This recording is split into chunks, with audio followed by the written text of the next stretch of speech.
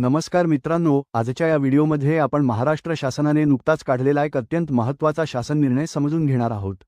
हा निर्णय आहे केरोसिन वितरणाबाबत। अनेक वर्षांपासून एलपीजी गॅसचा वापर वाढल्यामुळे केरोसिनचे वितरण कमी झाले होते, पण सध्याच्या परिस्थितीत पुन्हा एकदा केरोसिन वितरण सुरू करण्याचा निर्णय शासनाने घेतलेला आहे। त्यामुळे हा व्हिडिओ शेवटपर्यंत नक्की पहा, कारण यात आपण कोणाला केरोसिन मिळणार, किती मिळणार, कधी मिळणार आणि कोणत्या पद्धतीने मिळणार याची सविस्तर माहिती घेणार आहोत। मित्रांनो, सर्वप्रथम या निर्णयामागील कारण समजून घेऊया। गेल्या काही वर्षांत प्रधानमंत्री उज्ज्वला योजना आणि इतर योजनांच्या माध्यमातून मोठ्या प्रमाणात घरांमध्ये एलपीजी गॅस कनेक्शन देण्यात आले। त्यामुळे केरोसिनचा वापर कमी झाला आणि त्याचे वितरणही मर्यादित करण्यात आले। याच संदर्भात जनहित याचिकामध्ये न्यायालयाने आदेश दिले होते की ज्या कुटुंबांकडे गॅस कनेक्शन आहे त्यांना केरोसिन देऊ नये। त्यामुळे राज्यात केरोसिनचे वितरण खूप कमी प्रमाणात होत होते।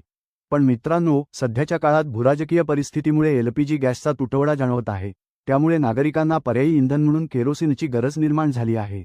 याच पार्श्वभूमीवर केंद्र सरकारने महाराष्ट्र राज्यासाठी 3744 किलोलिटर म्हणजेच 37,44,000 लिटर केरोसिन मंजूर केले आहे। आणि याच आधारावर महाराष्ट्र शासनाने हा नवीन निर्णय घेतलेला आहे। आता पाहूया की केरोसिनचे वितरण कसे होणार आहे।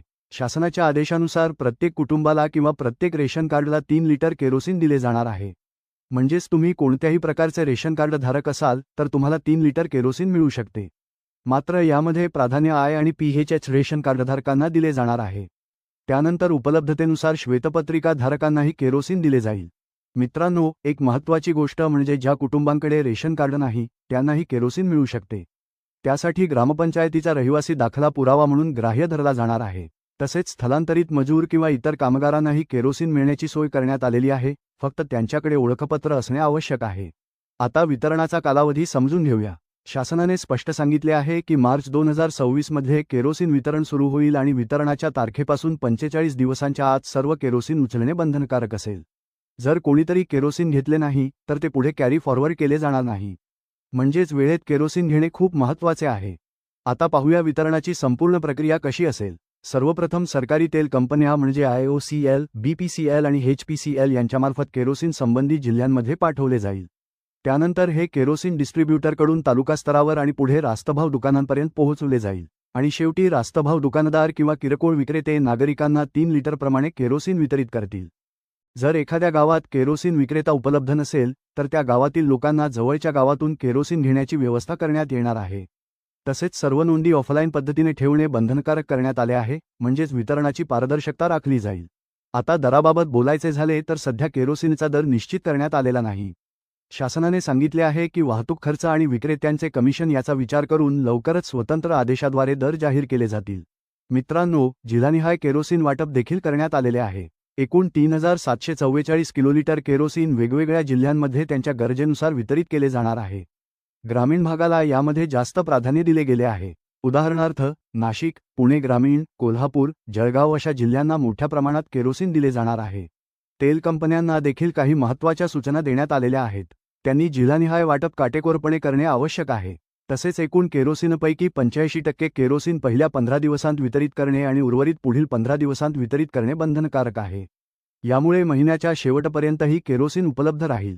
क्षेत्रीय अधिकाऱ्यांनाही महत्त्वाच्या सूचना देण्यात आलेल्या आहेत। जिल्हाधिकारी आणि तहसीलदार यांनी स्थानिक मागणी लक्षात घेऊन वितरणाची योजना तयार करायची आहे। तसेच केरोसिनचा गैरवापर होऊ नये यासाठी संयुक्त तपास पथक तयार करण्यात येणार आहे। यामध्ये तहसीलदार, पुरवठा अधिकारी आणि पोलीस यांचा समावेश असेल। मित्रांनो, शासनाने स्पष्टपणे सांगितले आहे की केरोसिनचा वापर पेट्रोल किंवा डिझेलमध्ये भेसळ करण्यासाठी होऊ नये। जर कोणत्याही प्रकारचा गैरवापर किंवा अनधिकृत विक्री आढळली तर संबंधित व्यक्तींवर जीवनावश्यक वस्तू अधिनियम 1955 अंतर्गत कठोर कारवाई केली जाईल। याशिवाय दर आठवड्याला अहवाल सादर करणे देखील बंधनकारक आहे। तेल कंपन्या आणि जिल्हाधिकारी यांनी केरोसिनचे वाटप, वितरण आणि शिल्लक याबाबत नियमित अहवाल शासनाला द्यावा लागणार आहे। यामुळे संपूर्ण प्रक्रिया नियंत्रणात राहील। मित्रांनो, एकूणच पाहता हा निर्णय तात्पुरत्या स्वरूपाचा आहे। सध्याच्या एलपीजी तुटवड्यामुळे हा उपाय करण्यात आलेला आहे। पुढील काळात परिस्थितीनुसार या निर्णयामध्ये बदल देखील होऊ शकतात।